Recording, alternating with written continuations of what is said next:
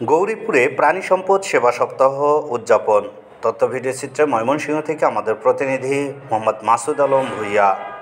প্রাণী সম্পদে ভরবো দেশ, গর্ব স্মার্ট বাংলাদেশ এই প্রতিপাদ্যে ময়মনসিংহের গৌরীপুরে প্রাণী সম্পদ সেবা সপ্তাহ ও প্রদর্শনীর আয়োজন করা হয়েছে। বৃহস্পতিবার উপজেলা প্রাণী সম্পদ দপ্তর ও ভেটেরিনারি হাসপাতালের বাস্তবায়নে ও প্রাণী সম্পদ ও ডেইরি উন্নয়ন প্রকল্প LDDP প্রাণী সম্পদ অধিদপ্তর DLS মৎস্য ও প্রাণী সম্পদ মন্ত্রণালয়ের সহযোগিতায় দিনব্যাপী গৌরীপুর প্রাণী সম্পদ ও ভেটেরিনারি হাসপাতাল মাঠে প্রদর্শনীর আয়োজন করা হয়।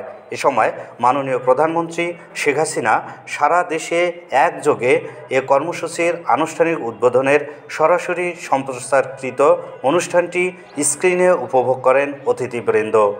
দুপুরে স্টলগুলো পরিদর্শন করেন উপজেলা পরিষদের চেয়ারম্যান মোহাম্মদ মোফাজ্জল হোসেন খান, উপজেলা নির্বাহী কর্মকর্তা মোহাম্মদ শাকিল আহমেদ, প্রাণী সম্পদ কর্মকর্তা ডক্টর মোহাম্মদ হারুন অর রশিদ, উপজেলা নির্বাচন অফিসার ফারুক আহমেদ, উপজেলা যুব উন্নয়ন কর্মকর্তা নন্দন কুমার দেবনাথ, প্রকল্প বাস্তবায়ন কর্মকর্তা সোহেল রানা পাপ্পু, উপসহকারী জনস্বাস্থ্য প্রকৌশলী সালাউদ্দিন, উপজেলা একাডেমিক সুপারভাইজার কমল রায়, উপজেলা আনসার VDB অফিসের মহিলা ইন্সট্রাক্টর তানিয়া আক্তার, উপজেলা আওয়ামী লীগের সাবেক ভারপ্রাপ্ত সভাপতি ডক্টর হেলাল উদ্দিন আহমেদ, প্রেস ক্লাবের সাবেক সভাপতি শফিকুল ইসলাম মিন্টু, প্রেস ক্লাবের সাধারণ সম্পাদক ইকবাল হোসেন জুয়েল, এমপির বড় ভাই শফিকুল ইসলাম ও জাতীয় পার্টির নেতা আব্দুল গফুর।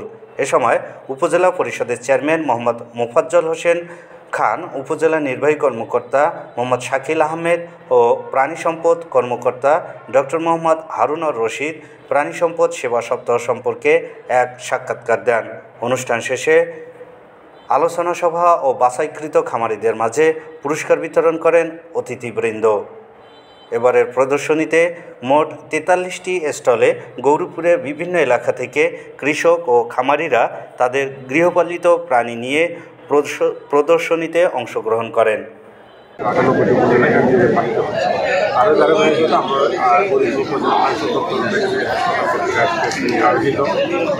প্রদর্শনীতে আমরা